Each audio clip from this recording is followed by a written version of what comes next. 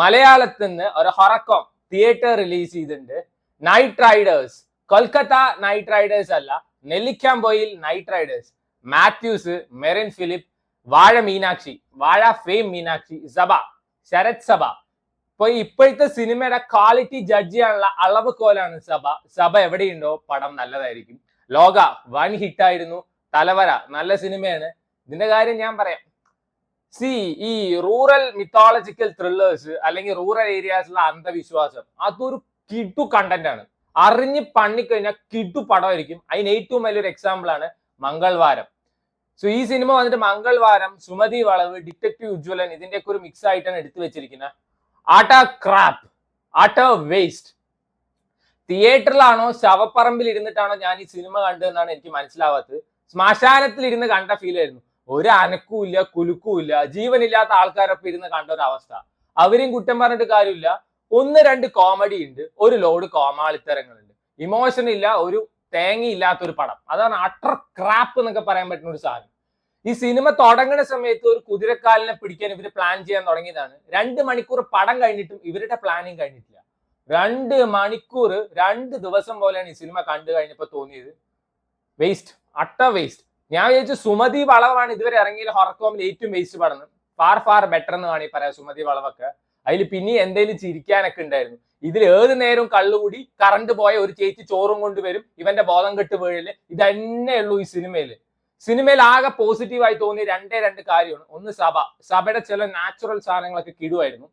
അതേപോലെ തന്നെ മെറിൻ അടിപൊളി ഒരു ആക്ടറാണ്, ഒരു ഡൗട്ട് ഇല്ല. അതിന് ഏറ്റവും വലിയ എക്സാമ്പിൾ ആണ് ബ്ലഡി ബെഗർ സിനിമ. 2 മിനിറ്റ് എന്തോ ആ കൊച്ചിന് ആ സിനിമയിൽ റോൾ ഉള്ളൂ, കവിന്റെ പടത്തില്. അതേപോലെ ഇതില് ഒരു 2 മിനിറ്റിന്റെ റോൾ ഉണ്ട്. അടിപൊളിയായിട്ടാണ് ആ കൊച്ചി പെർഫോം ചെയ്തിരിക്കുന്നത്. പക്ഷേ പിന്നീട് ഒരു ചോറ് ഉരുളയായിട്ട് വന്നിട്ട് മനുഷ്യന്റെ ഉയരെടുത്തുണ്ട്. എവിടെ രാത്രി ആയാലും ഈ കൊച്ചു ചോറ് ഉരുളയും കൊണ്ട് ഇറങ്ങണ്.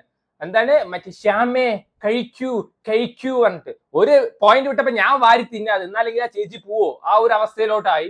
ടുവേർഡ്സ് എന്റെ ആൾക്കൊരു ഇമോഷണൽ സീൻ ഉണ്ട്, അത് കൊള്ളായിരുന്നു. ബാക്കി ഒന്നുമില്ല, ലിറ്ററലി വേസ്റ്റ് എന്ന് വേണമെങ്കിൽ പറയാം.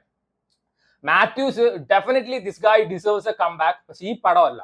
ആദ്യമൊക്കെ മാത്യൂസിനെ കാണുമ്പോൾ ആള് കറക്റ്റ് മീറ്ററിലാണ് പെർഫോം ചെയ്തിട്ടുണ്ടായിരുന്നത്. പിന്നെ മീറ്റർ വിട്ടുപോയി.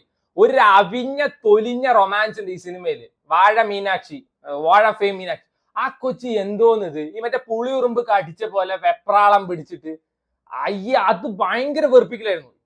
ഈ പടം ഒരു മൊമെന്റിൽ പോലും സീരിയസ് മോഡിലോട്ട് പോയില്ല. കുറെ ആൾക്കാരെ കൊല്ലുണ്ട് വന്നിട്ട്, ഉപദ്രവിക്കുന്നുണ്ട് ഒരു സാധനം വന്നിട്ട്, എന്നാൽ അതിനെ പിടിക്കണം എന്നുള്ള ഒരു രീതിയിലോട്ട് പടം പോണില്ല. 1 മിനിറ്റ് പടം ഒന്ന് സീരിയസ് നോട്ടിലോട്ട് പോയി കഴിഞ്ഞാൽ അപ്പൊ വരും അവിഞ്ഞ റൊമാൻസ്, വെള്ളമടി, ഹാൻഡ്സ് വെക്കല്, കഞ്ചാവ് വലി. ഇതന്നെ ഈ സിനിമയിലുള്ളൂ. വേറെ ഒന്നുമില്ല. എടുത്തു പറയത്തക്ക എന്തെങ്കിലും വേണ്ടേ? ഈ സിനിമ തുടങ്ങുന്ന സമയത്ത് ഒരു ഗ്രാമപ്രദേശം കാണിക്കുന്നുണ്ട്. മാത്യൂസ് നടന്നു പോകുമ്പോൾ ചുറ്റും വയലൊക്കെ ആയിട്ട് അത് കിടുവായിരുന്നു. അങ്ങനത്തെ 1-2 വിഷ്വൽസ് ഒക്കെ കൊള്ളായിരുന്നു. ഇത്രയും തല്ലിപ്പൊളി ഒരു ഹൊറക്കോം ഞാൻ ഇന്നേ വരെ കണ്ടില്ല. തമിഴിലൊക്കെ അട്ടിക്കണക്കിന് ഹൊറക്കോം പറഞ്ഞു, പക്ഷെ എല്ലാം ഇതിനേക്കാളും ഭേദമാണ്.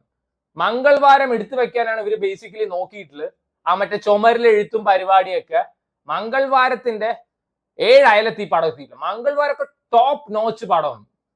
ആൻഡ് ഇതിൽ കുറെ കൊമാളികളുണ്ട്. മാത്യൂസ് ഒരു ലിമിറ്റ് വിട്ടപ്പോ മീറ്റർ വിട്ടിട്ട് പോയി. മാത്യൂസിന്റെ കാര്യം അങ്ങനെ. പിന്നെ അത് വന്നിട്ട് അബു സലീം ഉണ്ട്, എന്തിനോ വേണ്ടിയിട്ട്.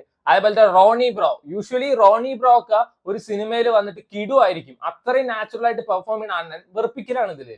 ആൻഡ് ഇതില് വില്ലൻ സകലകലാ വല്ലഭനായിട്ടൊരു വില്ലൻ വരുന്നത് അതിലേറെ വലിയൊരു കോമാളി.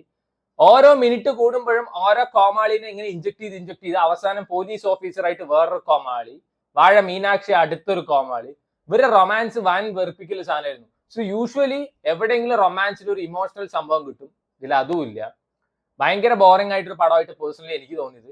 ഞാൻ ഈ സാധനം മറ്റേ ഫാന്റസി എലമെന്റ്സ്, ഇതിന്റെ ട്രെയിലർ കിടുവായിരുന്നു. ട്രെയിലർ കട്ട്സ് കിടു ആയതുകൊണ്ടാണ് ഞാൻ ഇത് കാണാൻ പോയത്. എനിക്ക് ഒന്നാമത് ഈ മിത്തോളജിക്കൽ എലമെന്റ്സ് ഉള്ള ഫാന്റസി എലമെന്റ്സ് ഉള്ള സിനിമകളൊക്കെ ഭയങ്കര ഇഷ്ടമാണ്. അല്ലെങ്കിൽ ഇപ്പൊ ഞാൻ ഇത് കാണാൻ പോകേണ്ട ആവശ്യമില്ല. Very poor. സോ വേണ്ടവർ തിയേറ്ററിൽ പോയി കണ്ടു നോക്കാം. ഞാൻ എന്റെ കാര്യം പറയണം, വെരി ബാഡ്.